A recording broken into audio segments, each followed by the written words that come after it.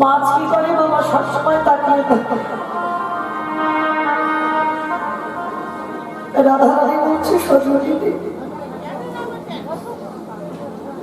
যদি আমার দিনের নয়ন হতো আমি একভাবে আমার গোবিন্দ রূপ দেখতাম। দেখে চোখে পলক দিল এই গোবিন্দ রূপ দেখতে দেখতে আমার নয়নে জল এসে যায়। আর যখনই নয়নে জল এসে যায় আমার নয়নের পলক পড়ে যায়। আমার কি মনে হয় জানিস যদি এই পলকটা না দিত আমার মনে হয় আরো বোধ হয় কিছুক্ষণ আমার মনে জানিস ওই যে রূপের মানুষটা দেখলাম যমুনার ঘাটে কদম্ব তলায় খেলাম দিয়ে মোহন মুরলী হাতে গিয়ে দাঁড়িয়ে আছে। কেমন ভাবে জানিস শ্যামনগর দাঁড়িয়ে আছে কোথায় কদম্ব বিক্ষেপ মামাইরা শ্রীমতী রাধারানী ওই যমুনার ঘাটে গিয়ে কলসটা নিয়ে দাঁড়িয়েছে। আর ওই প্রত্যেকে একটা একটা করে বিম্ব হয়েছে। মাইরা বিম্ব মানে বোঝেন? বিম্ব মানে বোঝেন না? দেখবেন আকাশে যখন বৃষ্টি হয় ওই বৃষ্টি যখন ওই একটু করে জলে পড়ে মানে খুব জোরে জোরে বৃষ্টি হচ্ছে বৃষ্টি যখন জলে পড়ছে একটা একটা করে গোল গোল গোল গোল মতো বিম্ব বিম্ব হয়। তা যেই না কলসিটা ঢেউ দিয়েছে একটা করে বিম্ব হয়েছে। প্রতিটা বিম্বের মধ্যে রাধারানী দেখতে পাচ্ছি প্রাণ গোবিন্দ মা মুরলী ধ্বনি করছে। শ্রীমতী রাধারানী মনে মনে ভাবছেন বধূ ধরি ধরি মনে করি ধরি বারে নাহি পারি। আজকে যখন আমি তোমাকে কাছে পেয়েছি আজকে আমি তোমাকে ধরি তোমাকে ঘরে নিয়ে যাব। এইবার কলসির মুখটা ধরেছে ধরে বাবা আস্তে আস্তে করে ঢেউ দিয়েছে। ঢেউ দিয়ে বিম্বগুলো কলসির মধ্যে দিয়েছে। কত বোকা নারী দেখো রাধা এমন বুদ্ধি মেয়েটা কি বাবা বিম্ব কি চিরস্থায়ী হয়? সে তো কলসি গায়েতে লাগলে ফেটে যাবে। তো যেই না আস্তে আস্তে করে বিম্বগুলো প্রবেশ করেছে কলসিতে কলসিতে বিম্ব প্রবেশ করতে রাধারানী মনে মনে ভাবছে গোবিন্দকে ধরে নিয়ে যাব। আস্তে আস্তে করে কলসিটা কাটে রেখেছে। তাকে তুলে মা নিজের ওই উড়ানিটা দিয়ে ওই কলসির মুখটা ভালো করে বেঁধে দিয়েছে। কেন? যাতে গোবিন্দ মা চলে না যায়। তা যেই না মুখটা বেঁধে দিয়েছে তো মনে মনে ভাবছে বধূ চলো আজকে আমি তোমাকে অনেক দিনের পরে আমি নিজের হাতে ধরে ঘরে নিয়ে যাচ্ছি। ও মেয়ের সেই বোধবান নাই যে কলসির গায়েতে বিম্ব লাগলে ফেটে যাবে।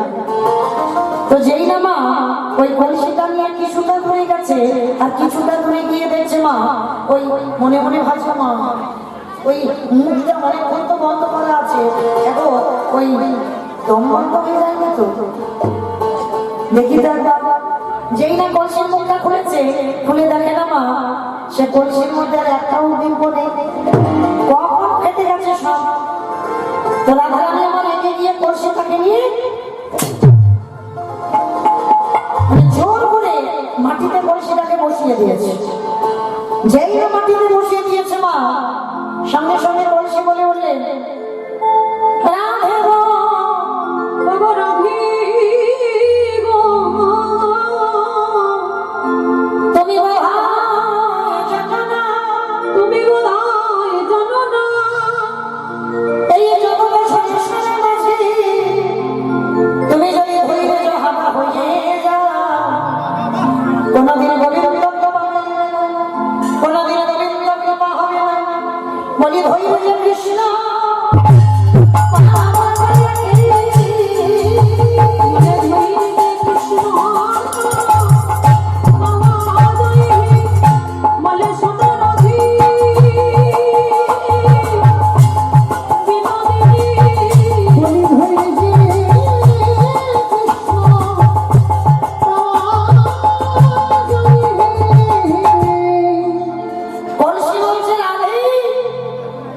ধৈর্য যদি হারিয়ে ফেলো তাহলে তুমি কৃষ্ণ কৃপা পাবে না। সবার আগে মনে রাখতে হবে না, ধৈর্য যত বেশি ধরতে পারবে তত কৃপা তাড়াতাড়ি হবে। আর ধৈর্য হারিয়ে গেলে তা কলসি বলছে, রাধে আমাকে যে জোরে জোরে বসালে, আমাকে জোরে বসালে, আর আমি যদি ফেটে যেতাম আমার মৃত্যু হয়ে যেত। কি গো মায়েরা, মৃত্যু কি বললে মৃত্যু হয়? ভালো তো দেখি মরি বললে মরা হয়? বিষ খেতে হবে। বিষ খেলে মরবে বাবা? কখনো মরবে না। আবার বলে ঘাস মারা বিষ খেতে হবে। ও ঘাস মারা বিষ খাওয়া, যে বিষ খাও বাবা, মৃত্যু যদি তোমার না থাকে না, তোমার জীবনে মৃত্যু হবে না।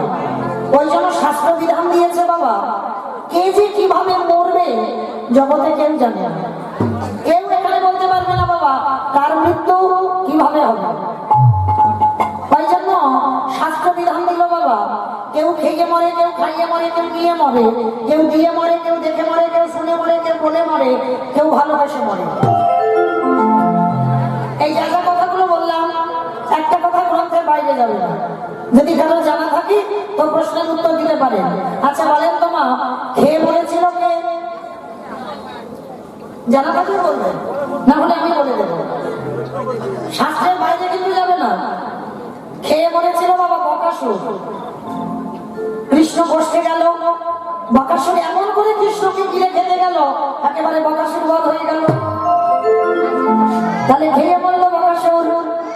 আর পরেরটা সবাই বলতে পারবে, খাইয়ে মরেছিল কে?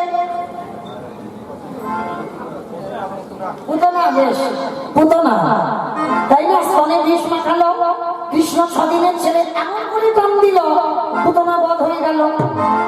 তাহলে খেয়ে মরলো বকাসুর, খাইয়ে মরলো পুতনা। নিয়ে মরেছিল কে? আমি অপশন দেবো, আপনারা খুঁজে বের করেন। রামায়ণ ভাবেন, একটু পেয়ে যাবে। রাবণ নিয়ে মরেনি, সীতামাকে নিল। আর সীতামাকে নিল বলে 1,00,000 ছেলে আর 16,00,000 নাতি, বংশে বাকি দেওয়ার মতো কেউ ছিল না। তাহলে খেয়ে মরলো, খাইয়ে মরলো, নিয়ে মরলো। দিয়ে মরেছিল কে? অর্থাৎ মহাভারত।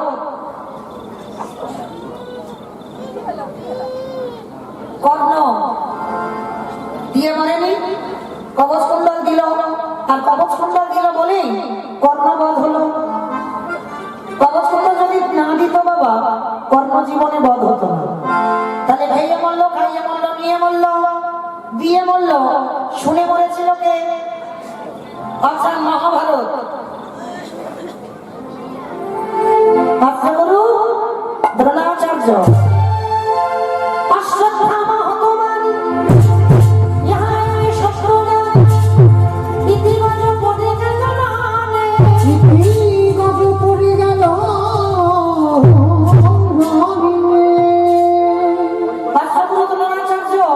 পুত্রের মৃত্যু সংবাদ শুনে প্রাণটা ত্যাগ করলো। তাহলে খেয়ে মরলো, খাইয়ে মরলো, নিয়ে মরলো, দিয়ে মরলো, শুনে মরলো। বলে মরেছিল কে? দক্ষ রাজা 7টা মেয়ে ছিল, 7টার মধ্যে একজন ছিল মা সতী। দক্ষ যজ্ঞ হয়েছিল, সব জামাইকে বলেছিল, কিন্তু আমার বাবা শিবকে বলেনি। শিবহীন যজ্ঞ। তা যখন সতী বিনা নিমন্ত্রণে বাপের বাড়ি এলো, বাবা দক্ষ বলেছিল, কিরে বিনা নিমন্ত্রণে এলি? বললো, বাবা তুমি সব জামাইকে বলেছ, ওই আমার স্বামীটাকে তো বলনি, নিমন্ত্রণ করনি। দক্ষ রাজা বলেছিল, অসম্ভব, তোর স্বামীকে বলা যাবে না। কেন বলা যাবে না?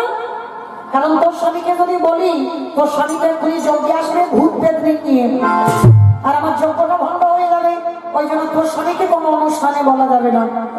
সতী বলেছিল, পিতা প্রতিনিন্দা যখন শুনলাম, এই মুহূর্তে আমি আমার দেহ ত্যাগ করব। কথাটা বলেই সতী দেহ ত্যাগ করে দিল। তাহলে খেয়ে মরলো, খাইয়ে মরলো, নিয়ে মরলো, দিয়ে মরলো, শুনে মরলো, বলে মরলো। দেখে মরেছিল কে? হিরণ্যকশিপু। প্রহ্লাদকে বলেছিল, প্রহ্লাদ তোর হরি কোথায় থাকে? মানে কেন বাবা, যেদিকে তাকাবো সেদিকে আমার হরিময় জগৎ, সেদিকেই আমার হরি। যেই না বলেছে সেই দিকে আমার হরি, সঙ্গে সঙ্গে ওই বলে উঠেছিল, আরে বলতে এই ফটিক স্তম্ভে তোর হরি আছে? বলে আছে। যেই না ফটিক স্তম্ভে আঘাত করলো, ফটিক স্তম্ভ থেকে বাইর হলো বাবা, দেহটা মানুষ আর মুখটা পশু। মায়েরা কোন ঠাকুর? গণেশ ঠাকুর, গণেশ ঠাকুর, নৃসিংহদেব বেশ। ওই নরসিংহ রূপ বাহির হলো, আর বাহির হয়ে বাবা হিরণ্যকশিপুরকে শূন্যে তুলে নিল। যেই না শূন্যে তুলে নিয়েছিল না, হিরণ্যকশিপুর হেসে বলেন পারবে না, কোনোদিন পারবে না মারতে। বলে কেন? বলে কারণ তুমি তো জানো না, আমাকে নারীতে নয়, আমাকে পুরুষে নয়, আমাকে পশুতে মারতে পারবে না। ভগবান বলে আরে মূর্খ, তোকে মারবার জন্য তো আমার এই রূপটা ধরা। আমি নারী নয়, আমি পুরুষ নয়, আমি পশুও নয়, আমি এই রূপটা ধরেছি শুধু তোকে মারবো বলে। তা বলছে তবু মারতে পারবে না। বলে কেন? বলে আমি জলে মরবো না, স্থলে মরবো না, অন্তরিক্ষে মরবো না। ভগবান বলে জলে মারবো না, স্থলে মারবো না, অন্তরিক্ষে মারবো না, তাহলে মারবো কোথায়? ভগবান বললেন আমার জানু দেশে বক্ষটা বিদীর্ণ করে দিয়েছিল, বলে জানু দেশে বধ করবো। বলছে তবু মারতে পারবে না। বলে কেন? বলে আমি ঘরে মরবো না, ঘরের বাইরে মরবো না। ভগবান তো বোকা নয়, বলে ঘরেও মারবো না, ঘরের বাইরেও মারবো না, তাহলে মারবো কোথায়? বলে তোর ঘরের চৌকাঠের উপরে দাঁড়িয়ে। বলে তবু মারতে পারবে না। বলে কেন? বলে আমি দিনে মরবো না, রাতে মরবো না। বলে দিন রাতের মাঝখানে মারবো, তখন যেটা হলো গধূলি বেলায়। বলছে তবু মারতে পারবে না। বলে কেন?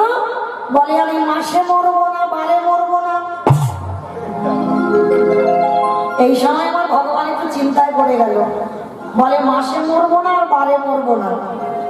বলো তো মা, কোন মাসকে মাস বলে না, কোন বারকে বার বলে না?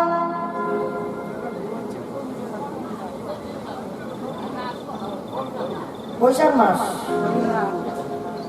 আর কেউ ওই জন্য কীর্তন শুনতে হয়। তবে মা তোমরা যে কজন শুনে যাচ্ছ যাও, যারা ঘরে গিয়ে ঘুমাচ্ছে নাক ডাকি, ওদের জীবনে বলবে না, জীবনে বলবে না। ওরা ওদের কাছে গিয়ে তোমরা প্রশ্ন করবে, বলতো দিদি কোন মাসকে মাস বলে না, কোন বারকে বার বলে না? যদি বলে জানি না তো তুই বল, বলে বলবো না তো, কীর্তন শুনিস নি কেন? আমি বলে যাচ্ছি যেটা হচ্ছে পুরুষোত্তম মাস, মল মাস। আমার কথা নয়, মহাজনা যতস্বতন্ত্র মহাজনেরা বলছেন মল মাসটাকে মাস ধরা হয় না, মল মাসের বারগুলোকে বার ধরা হয় না। হিরণ্যকশিপুরকে মারবার জন্য ভগবান মল মাস সৃষ্টি করেছিল। শূন্য তুলে নিয়ে ওই রূপটা দর্শন করে হিরণ্যকশিপুর বধ হলো। তাহলে খেয়ে মরলো, খাইয়ে মরলো, নিয়ে মরলো, দিয়ে মরলো, শুনে মরলো, বলে মরলো, দেখে মরলো। আর একটা বাকি আছে, ভালোবেসে মরেছিল কে? আমি বলবো। বলো, ঠিক করে বলবে। হ্যাঁ, ঠিক করেই বলবো। বলো। ঋতুবান না।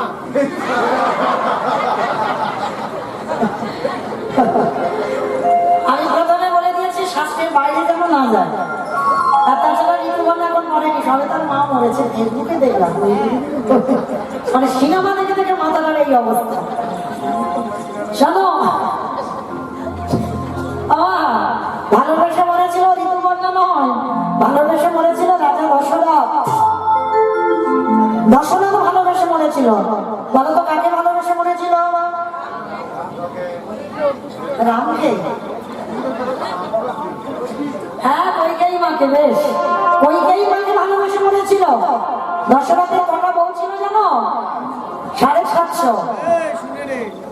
750 বউ ছিল দশরথের।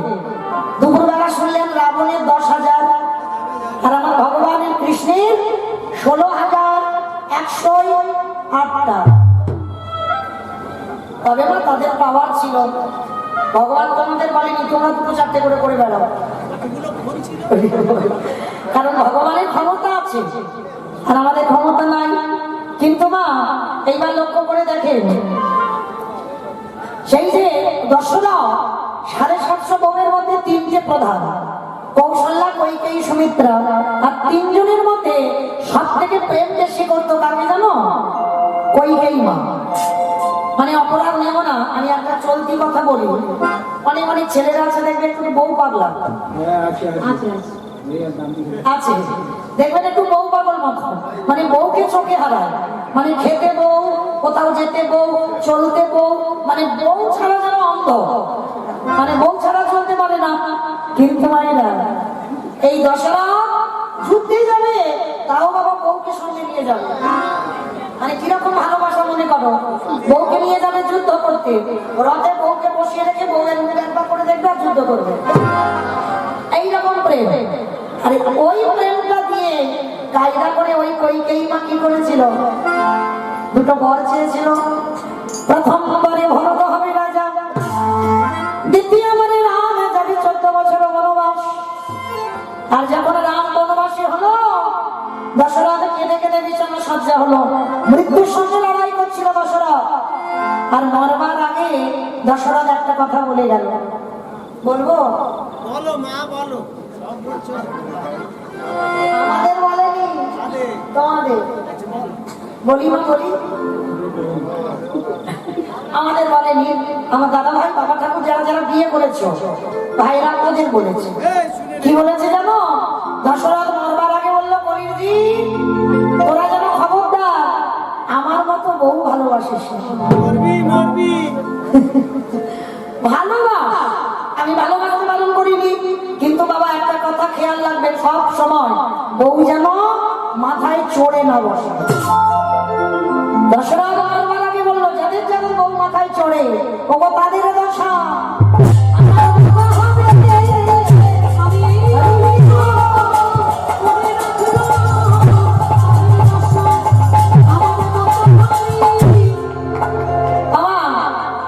কোথায় ছিলাম গো?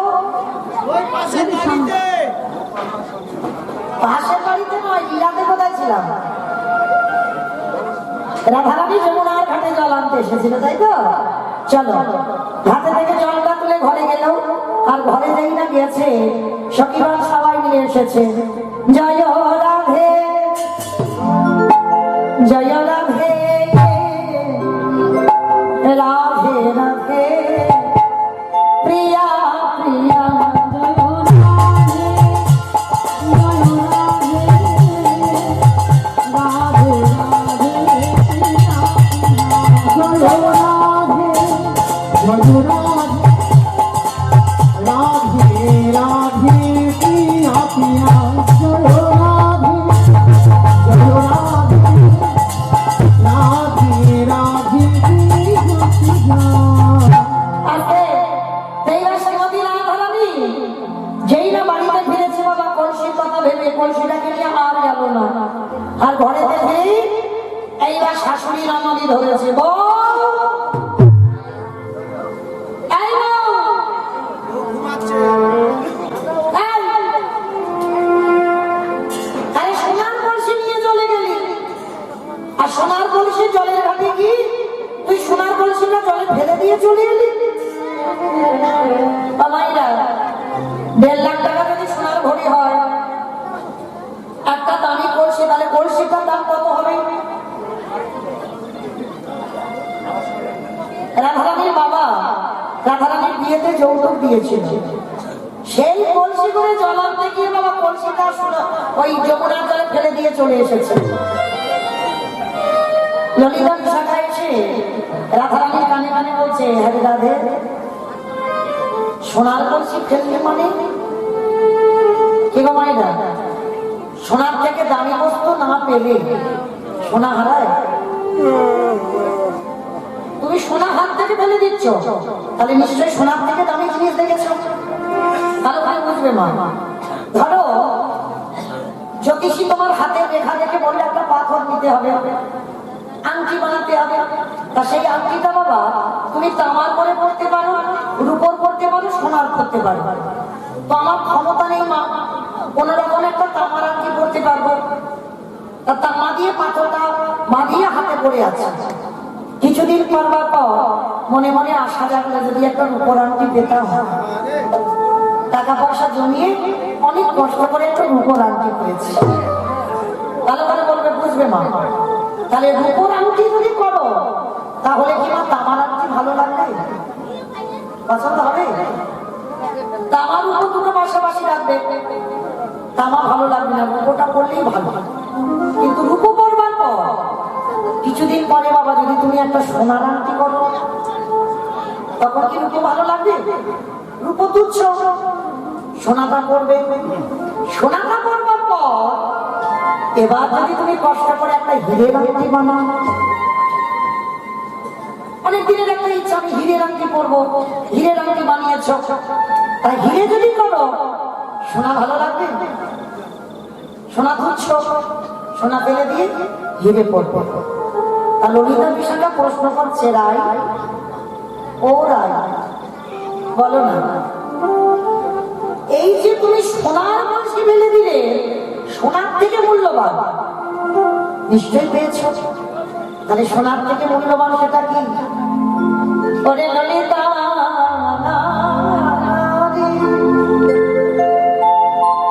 আমি সোনার থেকে আরো মূল্যবান জিনিস পেলাম, কিন্তু সোনা সোনা সজনী আমার এই কুম্ভখানা কাকে ছিল বটে, কুম্ভটা কখনো হাতে থেকে চলে গেল, কিন্তু শরীরে বাচ্চিকে জগতের কুম্ভের জল আনতে পারি নাই বটে।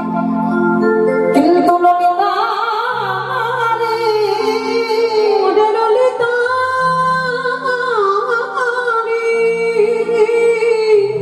ওই বাচ্চিকে জগতের কুম্ভেতে করে জল আনতে পারি নাই শরীরে আমি কি এনেছে জানিস?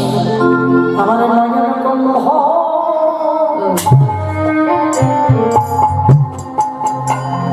নয়ন কুম্ভ ভরে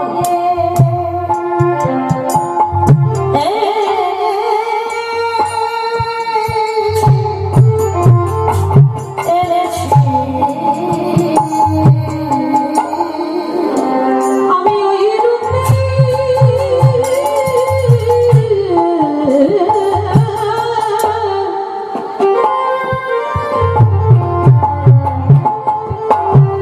আমি ওই রূপে নয়ন দিয়ে আমার নয়ন কুম্ভ আমি ভরে এনেছি। বুঝলাম, খুব ভালো দোয়ারি করেছেন আপনারা। যদি উত্তরবঙ্গে এসে বাবা কোনোদিন আমার দোয়ারে অসুবিধা হয় আপনাদের ফোন করবো, আপনারা যাবেন। সত্যি সত্যি ভালো হয়েছে, শুনে গিয়েছেন, তালে গিয়েছেন, খুব ভালো লাগলো।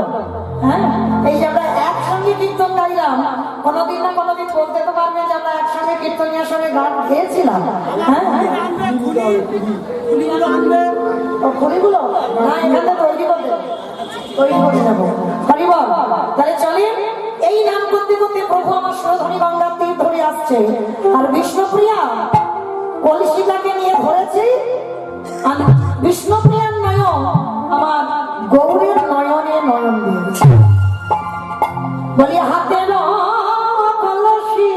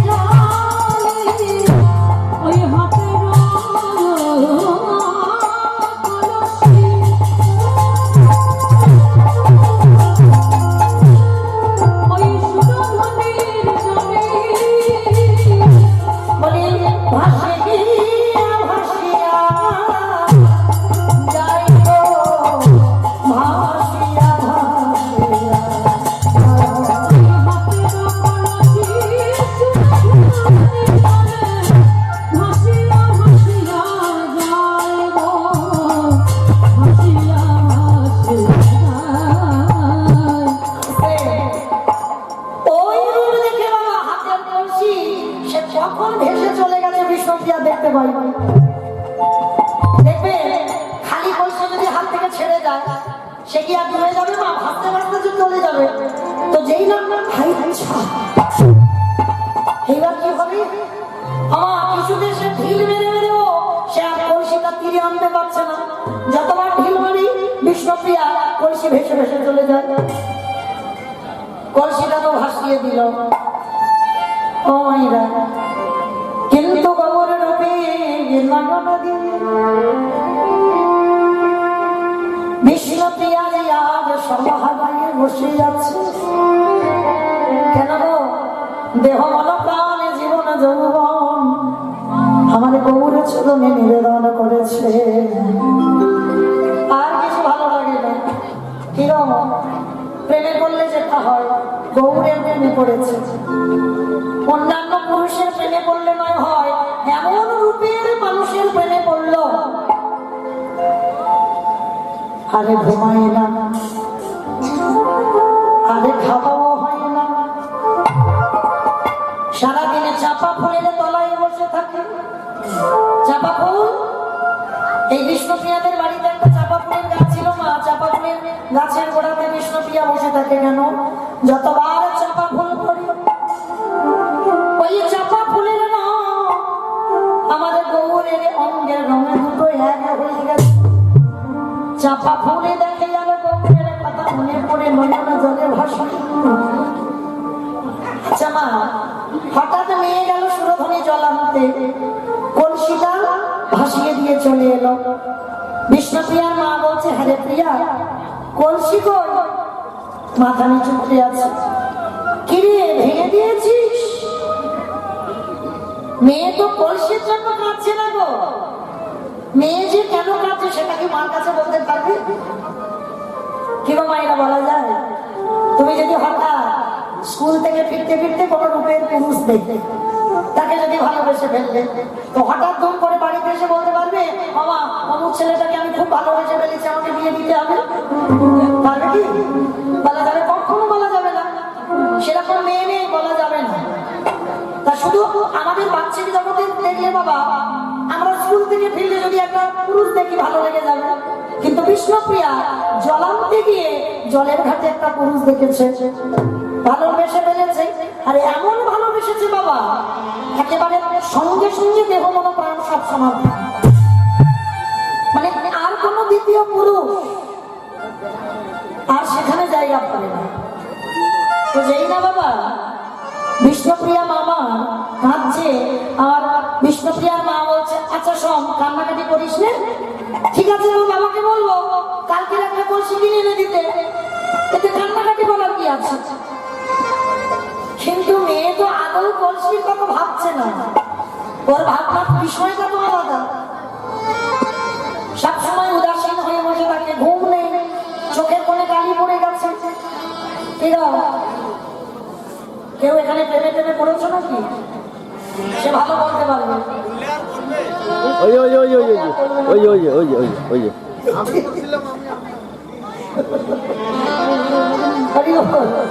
আমাইরা বললেও বলবে না, দেখবেন ঘুম চলে যাবে, খাওয়া চলে যাবে। আবার দেখবেন চোখের কোণে বাবা, সে যত তুমি যাই করো না কেন, যত মুখে ক্রিম ব্যবহার করো, ফেস ওয়াশ দাও, চোখের কোণে কালি পড়ে যাবে। কিছু ভালো লাগবে না, না গান ভালো লাগবে না, বাজাতে ভালো লাগবে, কিচ্ছু ভালো লাগবে না। এইবার বিষ্ণুপ্রিয়ার বাবা এসেছে। হ্যাঁ এমনি মেয়েটার কি হয়েছে? বলে, স্বামী বুঝতে পারছি না, আমার মনে হয় সেদিন ওই সুরধনীতে জল আনতে পাঠিয়েছিলাম, আমার মনে হয় কোনো বায়ু বাতাস লেগেছে। আগেকার দিনে মারা বলে না, বাতাস টাতাস লেগেছে। বলে তুমি একটু ওঝার কাছে যাও তো দেখি, দেখো ওঝা কি বলে। ওঝার কাছে গেছে, ওঝা কি করেছে জানো? আপনাদের এদিকে হয় কিনা জানি না, আমাদের ওদিকে হয়, ওই বাতাস টাতাস লাগলে না, ভূত রূত ধরলে ওই হলুদ বাটা দেয়, হলুদ পোড়া দেয়, নুন পোড়া দেয়। কি মা তোমাদের এদিকে দেয়? দেয় না, আমাদের ওদিকে দেয়। তো আছে গাজলের ফোঁটা। তো আজকে বিষ্ণুপ্রিয়ার জন্য একটা হলুদ পোড়া দিয়েছে, বলে দিয়েছে, শোনো বাড়িতে গিয়ে শিল নোড়াতে ভালো করে বেটে তোমার প্রিয়ার গায়ে ভালো করে মাখিয়ে দিও। ভালো কথা। এইবার হলুদ পোড়া নিয়ে এসেছে, যেই না শিলের উপরে হলুদটা রেখেছে, বিষ্ণুপ্রিয়া বসে আছে, যেই না নোড়াটা নিয়ে হলুদের গায়ে ঠেকেছে, আমার গৌরের রঙে এক হয়ে গেছে, যেই না বিষ্ণুপ্রিয়া রঙে হলুদ মাখাইয়ে দিয়েছে, আজ নয়না ধারণে একা এই আমার মায়াকে।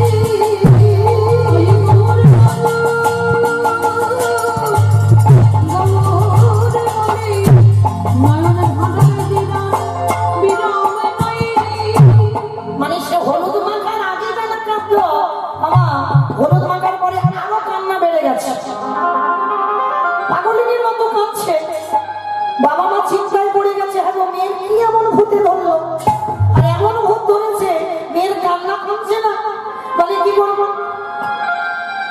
কিন্তু বাবা একটু বুঝতে পেরেছে মেয়ের কি রোগে ধরেছে, কিন্তু ওই রোগ মেয়ে জীবনেও বলতে পারবে না, কিন্তু একজনকে বলতে পারবে।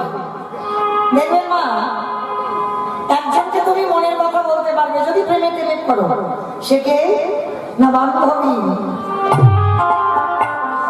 বাবার কাছে বলবে না, মায়ের কাছে বলবে না, দাদা দিদি ভাই কারোর কাছে বলতে পারবে না, বলবে বান্ধবীর কাছে। আর দেখবেন তবে বাবা, বন্ধু বান্ধব অনেকের হয়, সবাই কিন্তু প্রিয় নয়, প্রিয় জায়গাগুলো আলাদা। যারা যারা প্রিয় হয় তাদের কাছে একেবারে মনের কথা সব খুলে বলা যায়। যে আমি আমার মনের কথা যদি বলি, তো জীবনে যদি মরেও যায় ও জীবনে কারো কাছে বলবে না। এইরকম অনেকের আছে বাবা বন্ধু বান্ধব। তা বিষ্ণুপ্রিয়ার বান্ধবী ছিল কাঞ্চনা। ছুটতে ছুটতে গেছে বাবা কাঞ্চনার কাছে, কাঞ্চনা কাঞ্চনা কাঞ্চনা এক্ষুনি চল মা, আমি বুঝতে পারছি না আমার বিষ্ণুপ্রিয়ার কি হয়েছে। সারাদিন শুধু চাপা ফুলের গাছের তলায় বসে কাঁদে, ঘুমোয় না, খায় না, চোখের কোণে কালি পড়ে গেছে। চল না মা, তুই যদি অন্তত ওর মনের কথাটা একটু বুঝতে পারিস, যদি তোকে কিছু বলে, চল না মা। ঠিক আছে কাকা বাবু, আমি এক্ষুনি যাচ্ছি।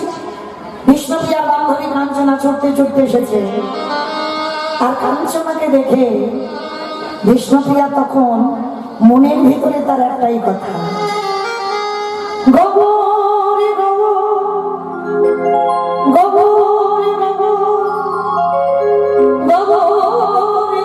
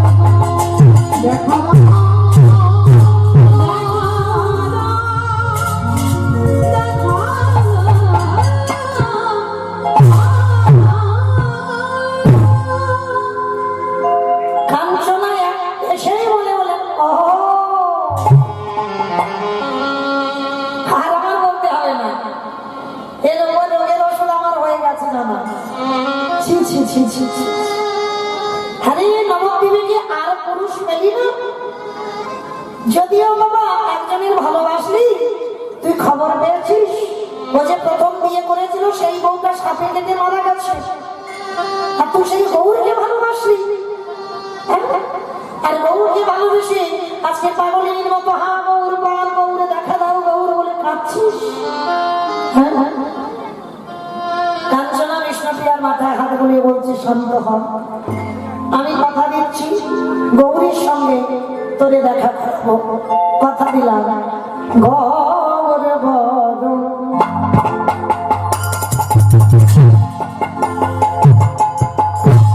করে যেত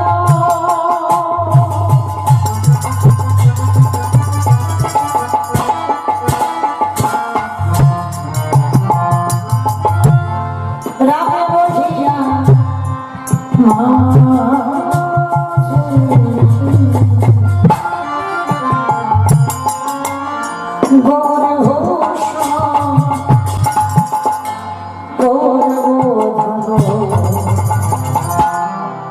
যেখানে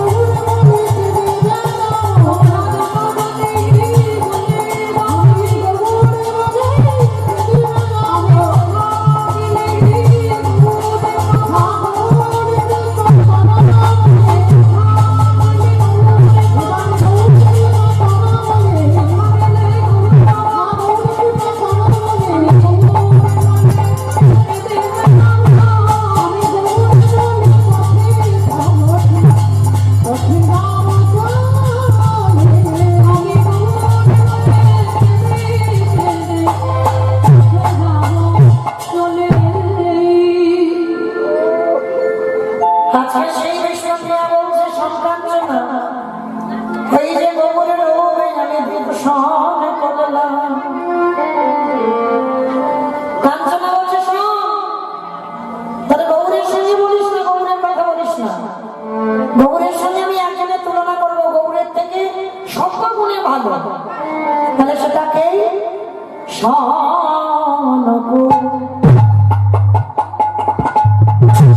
কুসুম পাখি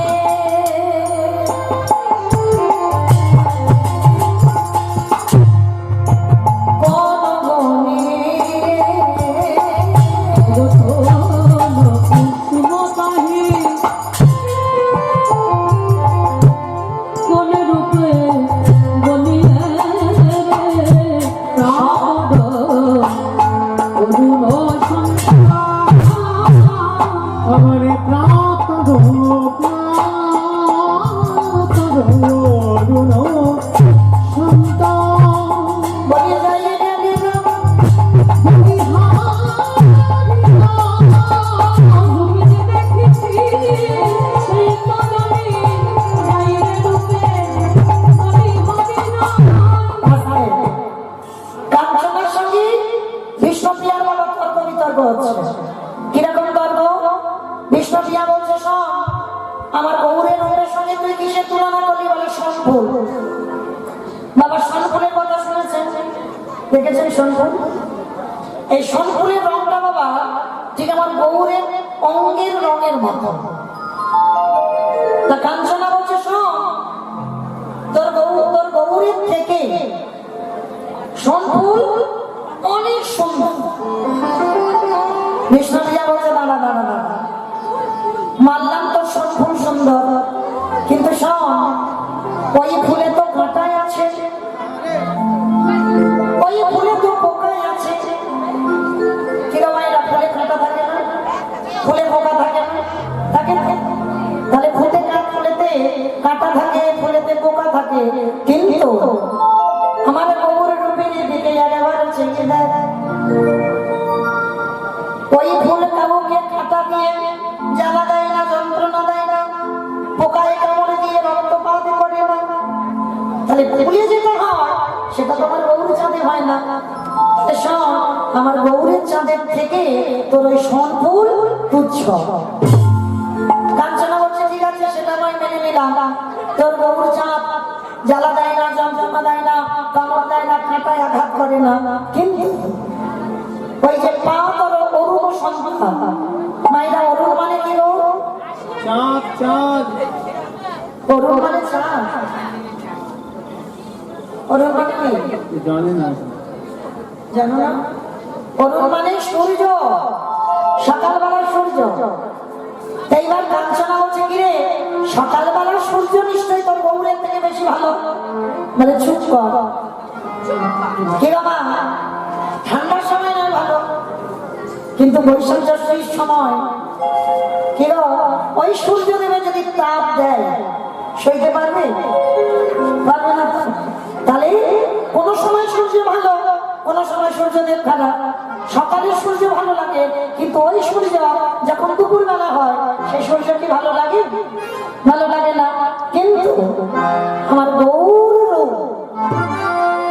কিরো এত শীতল এত ঠান্ডা, ও বৈশাখ জ্যৈষ্ঠ মাসে যেমন, পৌষ মাসেও তেমন, সকালে যেমন, বিকালে যেমন, দুপুরেও তেমন। কোন বাবা ওই গরমের সময় আলাদা, ঠান্ডার সময় আলাদা, এটা হয় না। গৌরা রূপ যাই বলি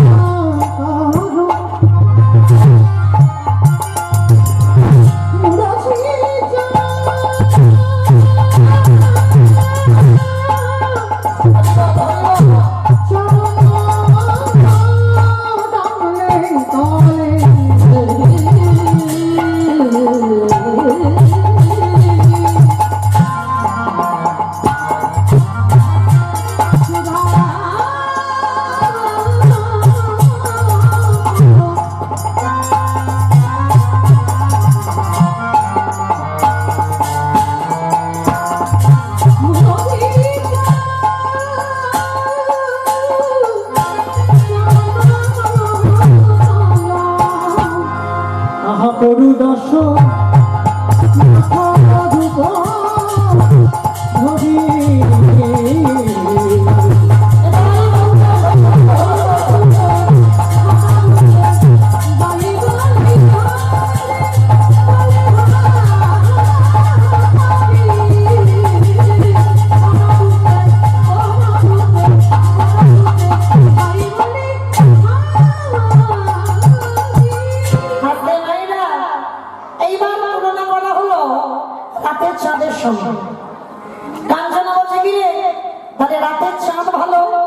বলে আরে রাতের চাঁদ যদি ভালো হলো, রাতের চাঁদে কলঙ্ক আছে।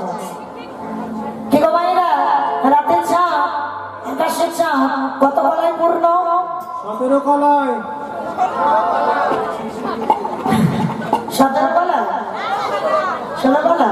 16 কলা যদি হলো, আর শিব ঠাকুরের জটার ভিতরে ওইটা কি চাঁদ? কি আছে তো চাঁদ নেই? শিব ঠাকুরের মাথায় জটার ভিতরে চাঁদ নেই? তাহলে আকাশের চাঁদ যদি 16 হলো, শিব ঠাকুরের মাথায় 1 কলা, তার তো 17। আকাশের চাঁদ 15 কলা, 1 কলা চাঁদ আমার শিব ঠাকুরের জটার ভিতরে। কেমন? তাহলে আকাশের চাঁদে কলঙ্ক আছে, কিন্তু আমার গৌর চাঁদে কলঙ্ক নাই। আবার দেখো, আকাশের চাঁদ শুধু রাতের আলো দেয়, দিনের বেলা আলো দিতে পারবে না। কিন্তু গৌর চাঁদে যদি উদয় হয়, ওই রাতে আলো দেয়, সকালে আলো দেয়, দুপুরে আলো দেয়, বিকালে আলো দেয়, সব সময় আলো আলোকিত দেবে। ঘরের কোণে আলো দেয়, ঘরের ভিতরে আলো দেয়, ঘরের বাইরে আলো দেয়। চাঁদে কলঙ্ক আছে, কিন্তু আমার গৌর চাঁদে কোনো কলঙ্ক নাই। তাহলে মানে বিচার হলো, চাঁদের সঙ্গে তুলনা হলো না। চাঁদ তখন কি করলো, যে আকাশ থেকে 10টা টুকরো হয়ে আমার গৌরের হাতের 10টা নখ আর পায়ের 10টা নখে একেবারে আত্মসমর্পণ করলো। তারপরে কাঞ্চনা আবারও বললো, সুবরণ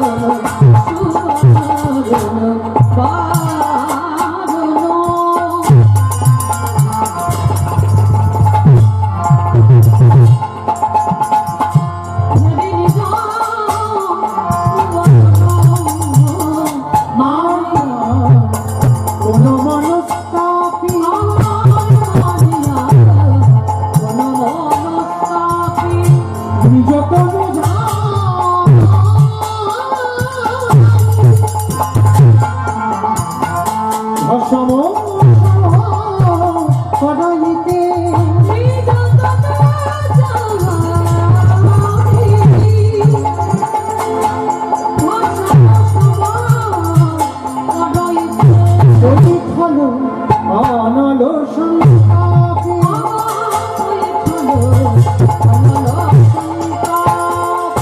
আপনি এইবার বললা সোনার সঙ্গে তুলনা করা হচ্ছে। আচ্ছা মা, বাহ্যিক জগতের সোনা আর আমার বউর সোনা, বাহ্যিক জগতের সোনা কি গো, কত করে ভরি হচ্ছে গো? কত করে ভরি? 1.5 লাখ 1.5 লাখ টাকা বলি। 1.5 লাখ? ওরে বাবা, 1.5 লাখ টাকা ভরি? কি গো মাইরা, ওই 1.5 লাখ টাকা ভরি সোনা এখন, আজকে ওই সোনা অঙ্গে যদি পড়া হয় বাবা, অঙ্গে পড়লেই তুমি যত বাবা অহংকার তোমার মধ্যে ছিল না, কিন্তু যদি তুমি গয়নাগাটি পড়ো, তোমার মনের ভিতরে একটু আমার দেখো ভাব হবে। এ হবে, এ আমার কথা নয় মা, তুমি একবার পড়ে দেখো, আমার দেখো ভাব হবে। হ্যাঁ, ওই জন্য করি না, দরকার নেই বাবা, আমার দেখো।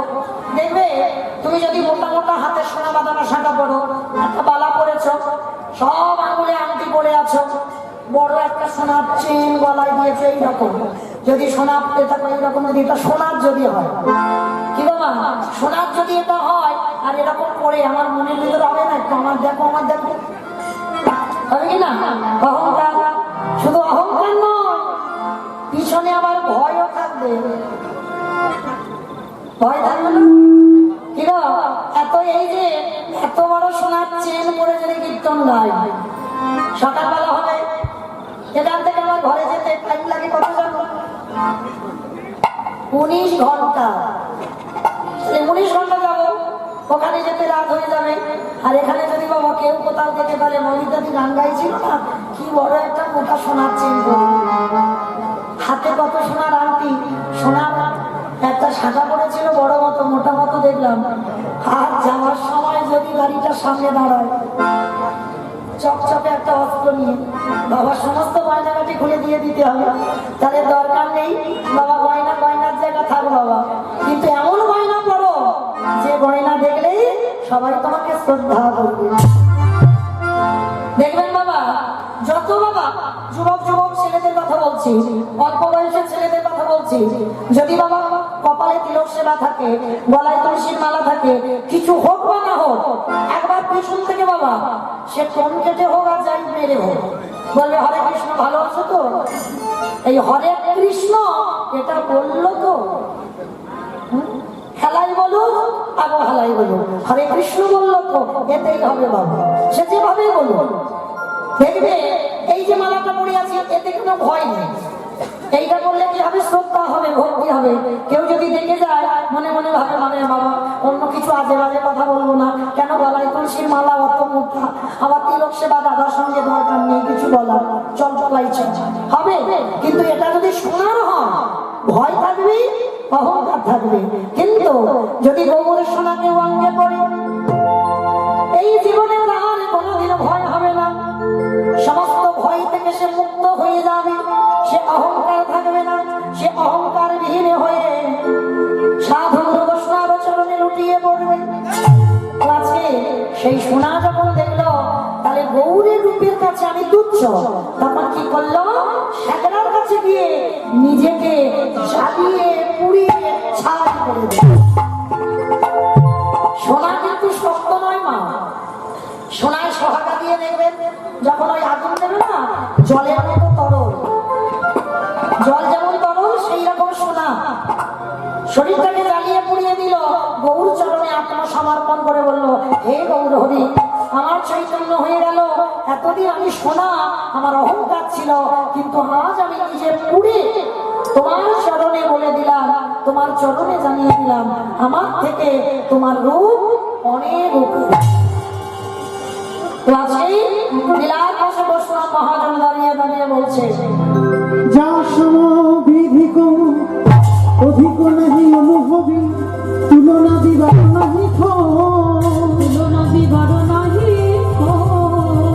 জগদানন্দ কাম বহু তুলনা বহু বিরূপম গৌর কিশোর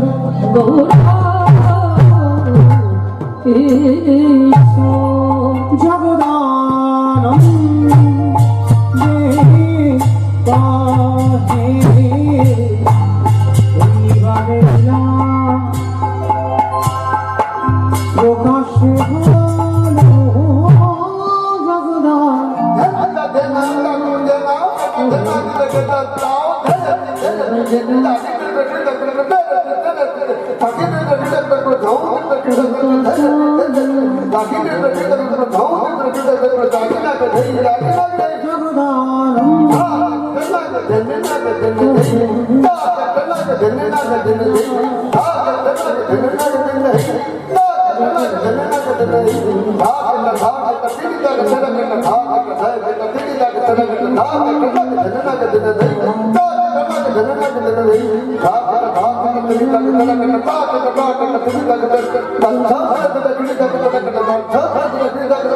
জগদানন্দে কহে এইবার লীলা প্রকাশ হলো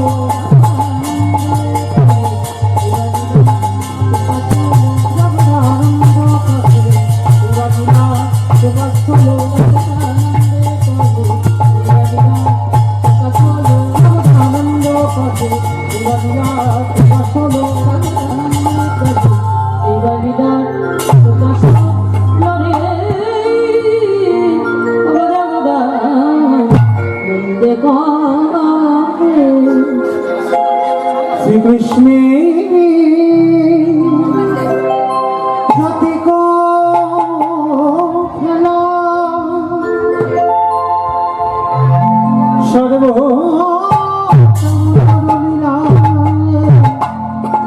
নর ভূপু তাহার গোপবেশ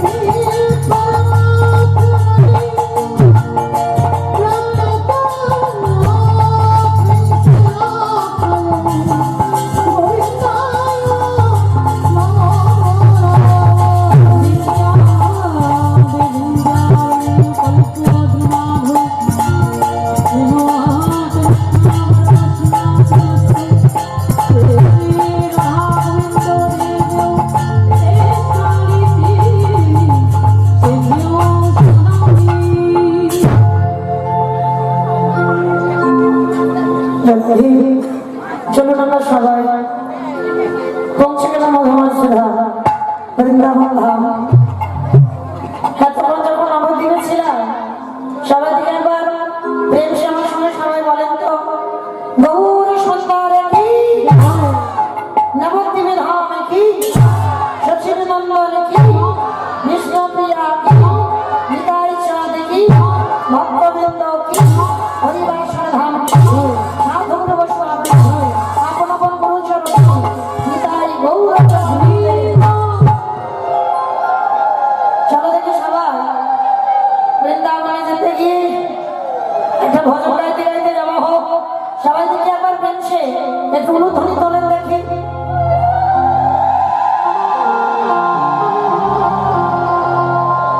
বৃন্দাবনে ভাবিয়া পারে জপে যারা ধীরা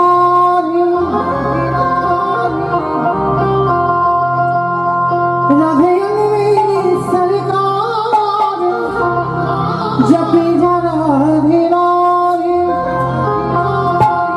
বৃন্দাবনে ভাবিয়া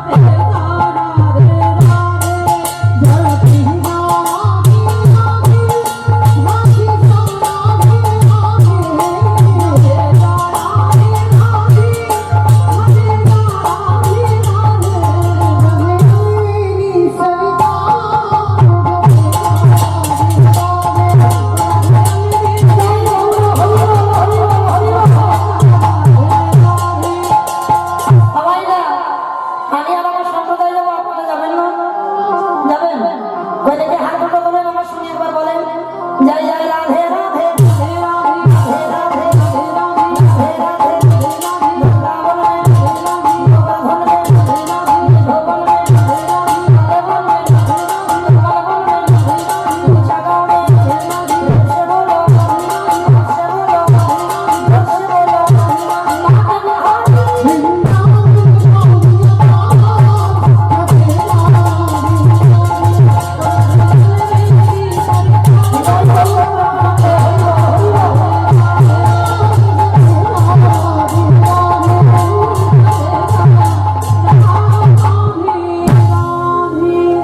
प्रेम से बोलो राधा रानी की वृंदावनेश्वरी की जमुना मैया की नंद बाबा की उषा बाबा की वर्षा बाबा की भक्तवृंदों की निदाई गौर प्रेमानंदे हरि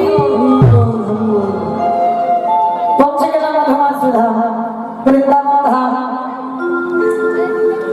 श्रीमती राधा रानी बेली अवसान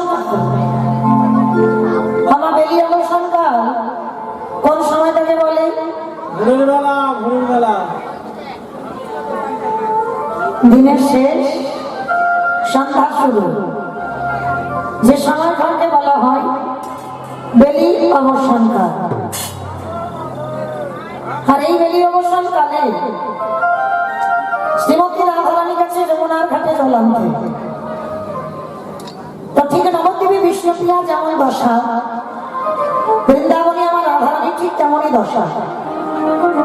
বেলি অবসান কালে কাকে একটা কলসি নিয়েছে, কলসিটা নিয়ে যমুনার ঘাটে কাছে জল আনবে। তা কলসিটা নিয়ে ওই যমুনার তীরে কি করেছে জানো? ভোরের জলে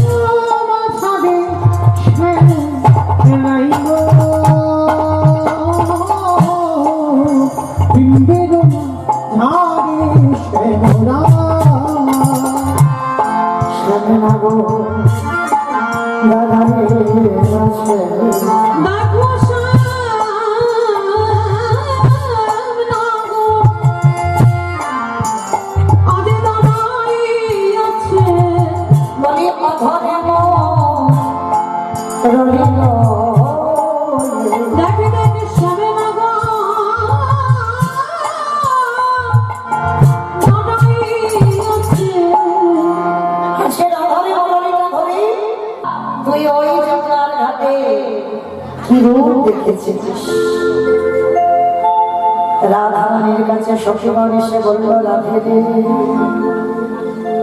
তোদের কাছে কেন আমার এলো না জানিস? হরিদাসীর বদনে হরি কথা শুনতে বড় ভালোবাসি, একের দেখায় আর অন্যের পালা, ওরে নয়ন দেখতে পারে সে তো বলতে পারে না, সে তো বলতে পারে না, কথা বলতে পারে সে তো দেখতে পায় না, সে তো দেখতে পায় না। তবে তোরা যখন আজ আমার কাছে এলি, আমি বলবো আমার বধুর রূপের কথা, তবে জানি না জানি পারে বিধি যদি আমার শত শত বদনে দিত, সেই শত শত বদনে আমার বধুর নাম বলতাম।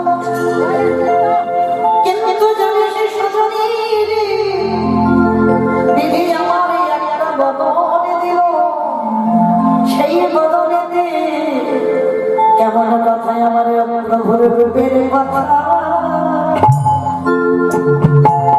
আমি বর্ণনা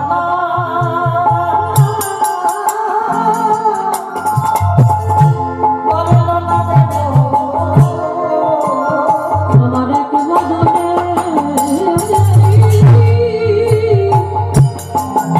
আমার এক বদনে নানা সবই মেটে না ওই মধুর রূপের কথা কেমনে বলবো তবে তোরা যখন এলি আজকাল আমি বলবো আমার বধূ রূপের কথা সন্তরা মন দিয়ে আমি যমুনার ঘাটে যে রূপ দেখে এলাম পরে দেখে এলাম।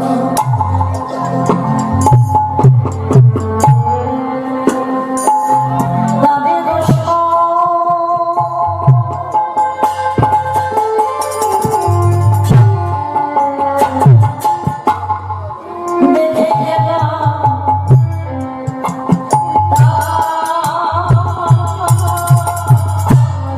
ওগো দেখলাম তাদের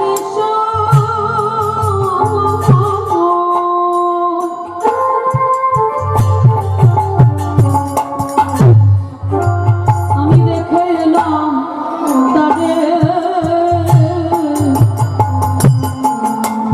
একাই জগতে কত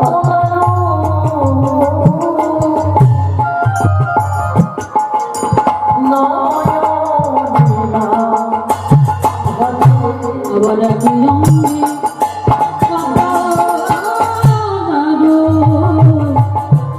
নয়নে না মারে একাই জগতে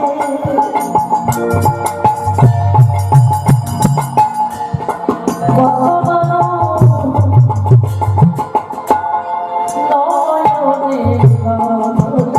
আবার এক রঙে কথা নয়নে না মারে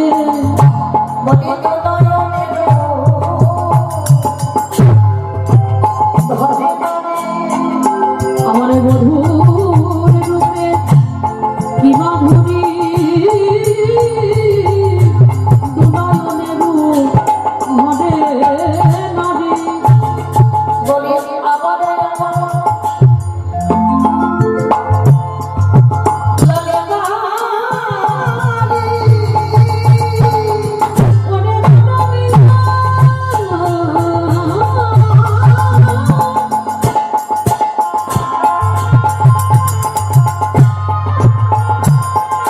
আমার বধূর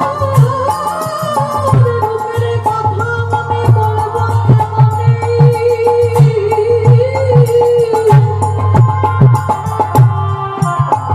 সেরে এক বদনে বলে সাথে যেতে না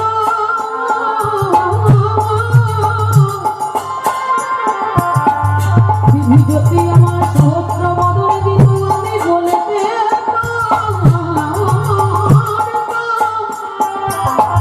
ওরে ললিতা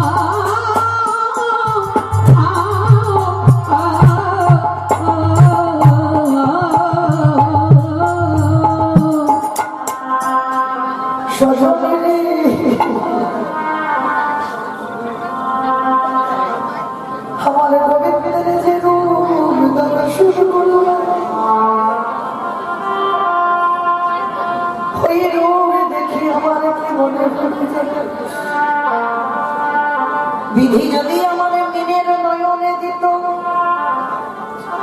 আমায়রা মিন মানে কি মাছ রাধারানী আক্ষেপ করছে বিধাতার কাছে বিধি যদি আমার মিনের নয়ন দিত মানে মাছের চোখ দিত কেন রাধারানী আজকের মাছের চোখ চাইছে জানো যদি মাছ কোনোদিন দেখো এই মিনের বাবা মিনের চোখেতে পলক থাকে না যেটা আপনাদের আমাদের আছে এই যে একবার চোখ বন্ধ করছে একবার তাকাচ্ছে বেঁধে গেছে বিনোদ ছোড়া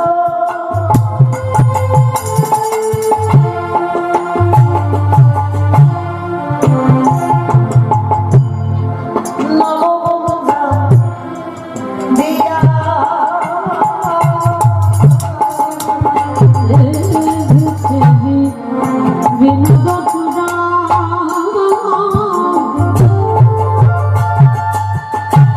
আজ নবগুঞ্জা দিয়া ওরে ময়ূরের পাখা বায়ে আবার করে ময়ূরের পাখা বানে বানিয়া উপরে মজুদে বাবি ফেরাইয়া চূড়া ভাবে দিকে গেলে যাচ্ছে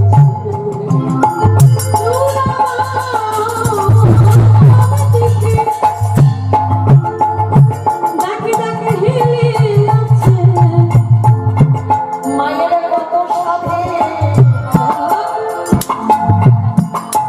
বাবা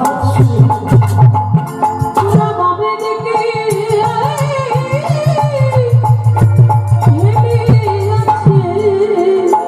আমাইরা গোবিন্দের মাথা চূড়া সাধনের মতো আচ্ছা বলো এই দুটোর মধ্যে চূড়া বড় না নুপুর বড় বলো দেখি চূড়া বড় না নুপুর বড়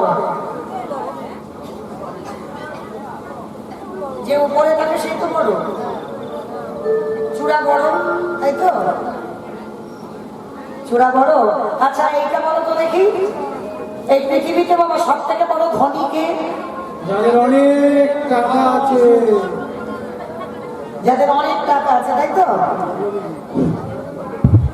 কেন যাদের অনেক টাকা আছে তারা তারা ধনী না তাহলে কারা ধনী মা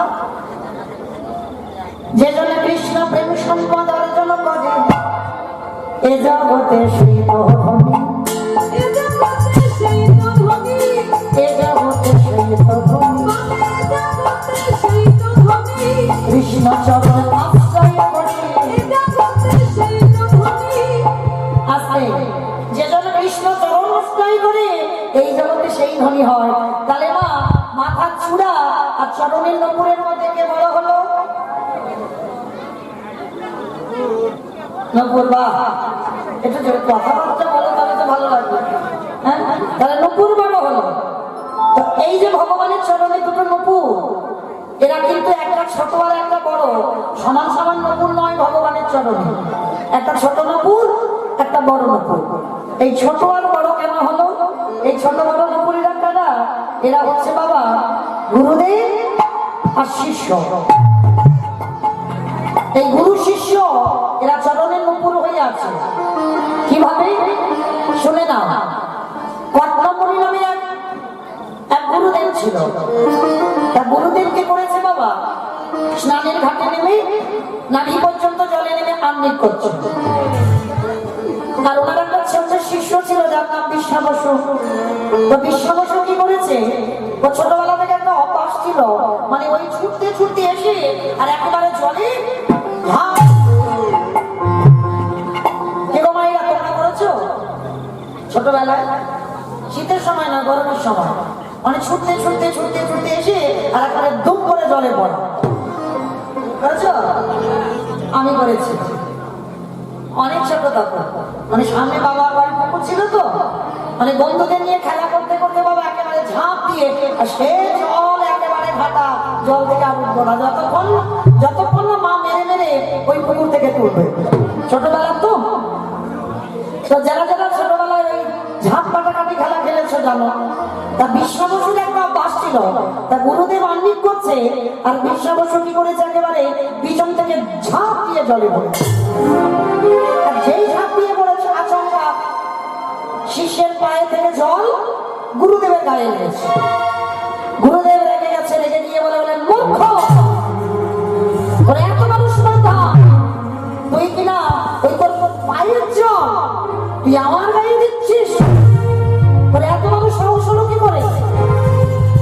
তবে তুই যখন এই জলের উপরে চারিদিকে লাফিয়ে লাফিয়ে বেড়াস, আমি তোকে অভিশাপ দিলাম, তোর মতো শিষ্যের পায়ের জল যখন আমার গায়ে লাগলো, অভিশাপ দিলাম তুই ভেগ জমি প্রাপ্ত হবি। আমার ভেগ মানে কি গো? ইঁদুর ইঁদুর। ভেগ মানে ভেগ। যেই না বললো তুই ব্যাগ হয়ে জন্মাবি, শিষ্য কেঁদে উঠলো, গুরুদেব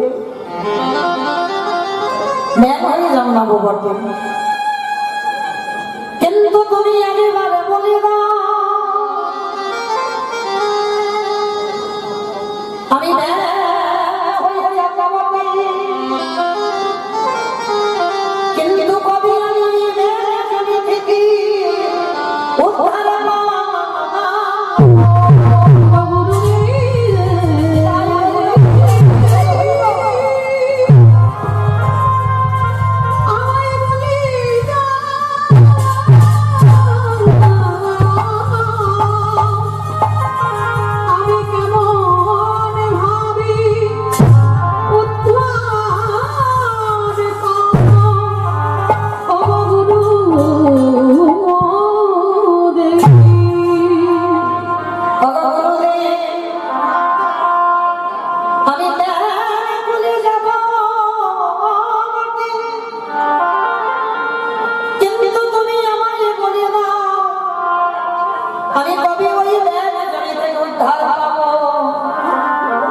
গুরুদেব শিষ্যের মাথায় হাতে দিয়ে বলল, খোকারে আমি তাড়াতাড়ি করে অভিশাপ দিয়ে দিলাম, তুই ব্যাগে কুলে যাবি বটে, কিন্তু আমি আশীর্বাদ করে দিলাম সেই দিনে তুই মুক্তি পাবি, যেদিনে রামচন্দ্রের হাতে উদ্ধার, যেদিনে রামচন্দ্রের হাতে তোর মরণ হবে। আমি তোরে আশীর্বাদ করলাম সেই দিন তুই এই ব্যাগে জড়িয়ে থেকে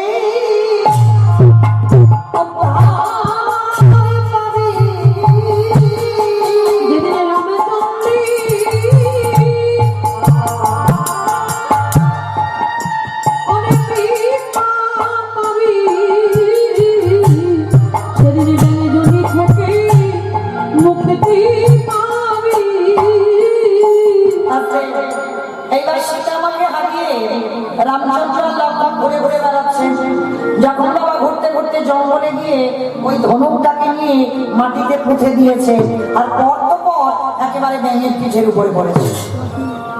যেই না ব্যাঙের পিঠে পড়েছে বাবা, সঙ্গে সঙ্গে ব্যাঙটাকে হাতে করে তুলে নিয়েছে, পিঠে হাত বুলিয়েছে। দেখবেন বাবা হাত বোলানোর চিহ্ন আছে, কোন ব্যাঙের পিঠে বলো তো? সোনা ব্যাং। সোনা ব্যাং, বেশ সোনা ব্যাং। যেই না হাতটা বুলেছে, হ্যাঁ রে ব্যাং, সাপ যখন তোরে তাড়া করে তুই বদনে দিয়ে আওয়াজ করিস, কিন্তু যখন আমারও ধনুক তোরে পিঠে পুঁতে দিলাম, অঝরে রক্ত ঝরলো, ওই একবারও তো তুই ডাক দিলি না মুখ দিয়ে। ব্যাঙে কাঁদে আর বলে, হে নয় এমন বিপদে পড়ে আমি যার নামে ডাকি, সেই তো আজই আমাকে আঘাত করেছে। বলো বলো আমি কারে না করব, আমি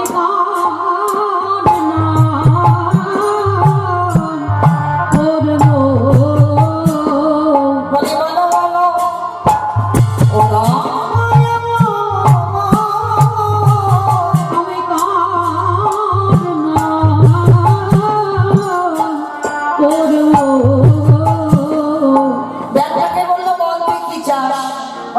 কিছু নয় ঠাকুর, তুমি আমার গুরুদেবকে কৃপা করো। হ্যাঁ রে, তোর গুরুদেব তোকে ব্যাগ করে জন্ম দিয়ে যাতে বলছি গুরুদেবকে কৃপা করতে? বলে হ্যাঁ, গুরুদেব যদি আমার ব্যাগ করে জন্ম না দিত হৃদয় আমার, তবে কি তোমার চরণ আমার গুরুদেব আমার অভিশাপ না দিত, তবে কি তোমার চরণ এইবার গুরুদেবের কাছে এসে যেই না দাঁড়িয়ে গুরুদেব বলছে প্রভু আমার কত জন্মের সাধনা। বলে তোমার জন্মের সাধনা নয়, এই ব্যাঙের জন্মের সাধনা। বলে প্রভু একটা ব্যাঙ? বলে ওটা ব্যাঙ নয়। যেই না গুরুদেব ধ্যানস্থ হলো, দেখলো ওর শিষ্য ব্যাঙ করে যাকে অভিশাপ দিয়েছিল, ব্যাঙটাকে হাতে করে তুলে নিল। ভগবান বলছে শোনো, তোমার শিষ্যের এত গুরু ভক্তি, যার জন্য তোমাদের দুজনকে আমি চরণ ছাড়া করবো না। যেদিন বৃন্দাবনে আমি কৃষ্ণচন্দ্র হব, আমার ডান চরণের নপুর হবে তুমি গুরুদেব, আর বাম চরণের নপুর হবে ওই ব্যাঙের শিষ্য। তোমাদের দুজনকে আমার চরণে আশ্রয় দেব। বৃন্দাবনে যেদিন কৃষ্ণ হয়ে লীলা করব, তোমরা চরণে রুনো ঝুনো রবে। আমি এই আশীর্বাদ করে রাখলাম, ধুনু ধুনু রবে, বেজে রাবে। আজকে আজকের গোবিন্দের মাথায় চূড়া রইল। এইবার রাধারানী বলছে জানিস, এমন কালিয়া রূপ কে এনেছে আমার জানা ছিল না। তাই কি মনে হয় জানিস, এমন কালিয়া রূপ কে জানিল দেশে।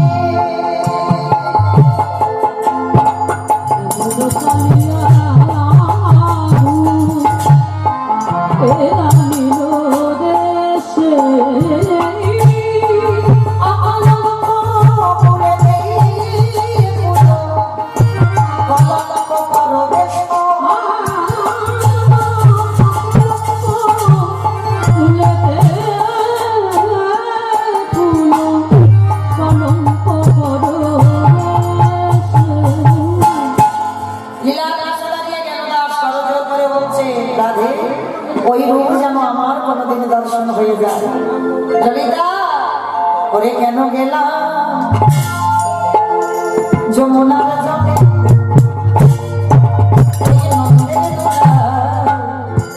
পাপিয়া রূপের ভাবে। ওরে ললিতা রে,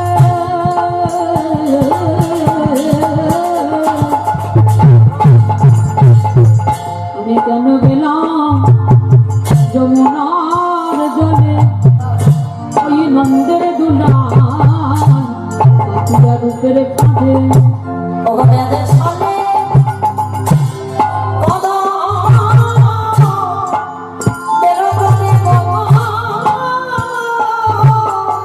ওই রাধে ছাড়ি কদম্বের তলে গো, ওই রাধে ছাড়ে কদম্বের তলে। ভগবতীর হাস্য সুধাচা আমায় অঙ্গ ছিল আঠাটা।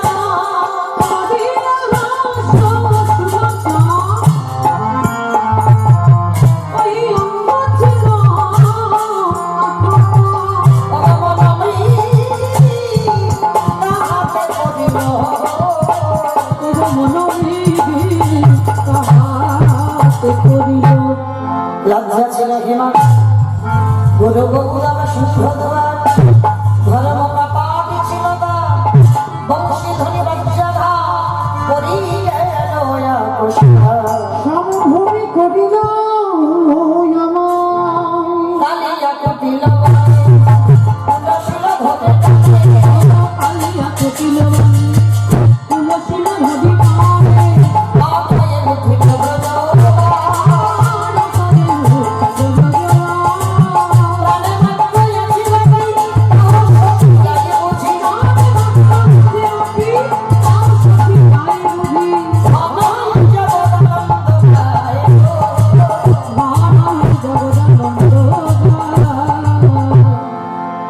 শ্রীমতী রাধারানী বলছে শৈরে শোন, আজকে ওই যে বধুর রূপটা দেখলাম, কালো সে বিনোদ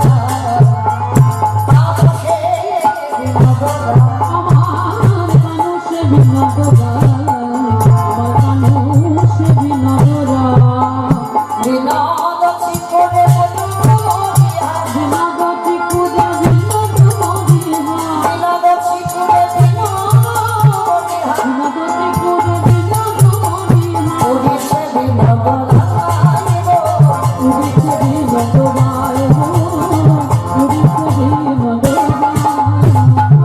বিনোদ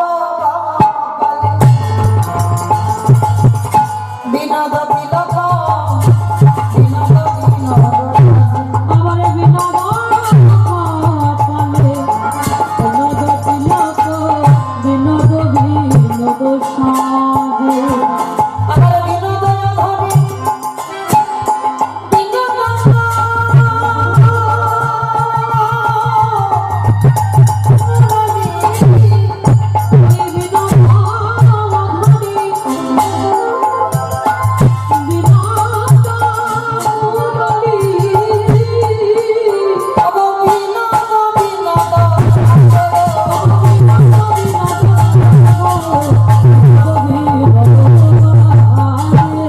বিনোদ বিনোদমালা বিনোদ বিনোদ আর কোনে বিনোদিনী গাথি আর বিনোদ বিনোদ ফুলে গো বিনোদ বিনোদ ফুলে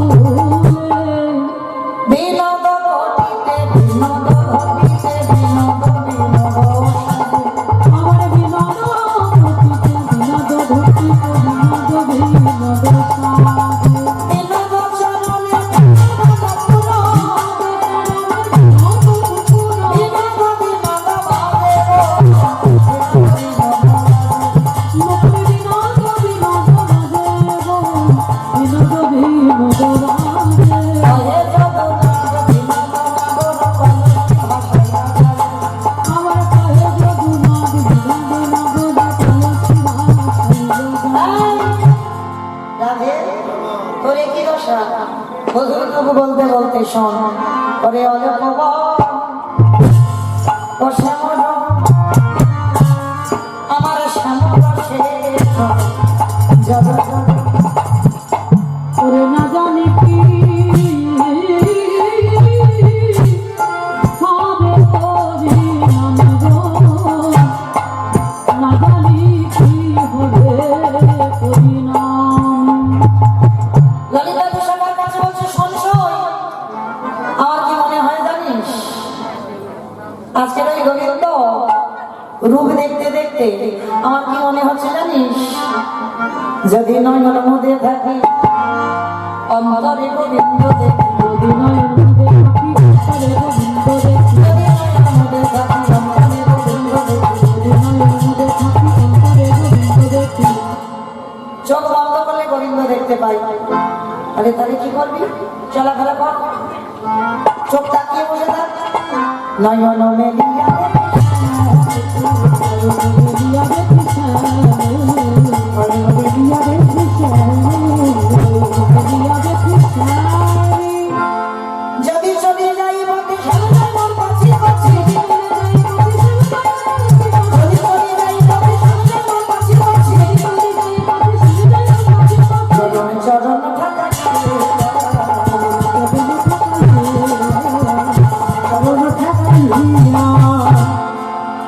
তাহলে আরে আমি যেই না তাকিয়ে দেখি গোবিন্দ দেখতে পাই বন্ধ করলে গোবিন্দ দেখতে পাই চলাফেরা করলে গোবিন্দ দেখতে পাই পায়ে ঠেকে যায় তাহলে কি করবো সিদ্ধান্ত নিলাম আমি যোগিনী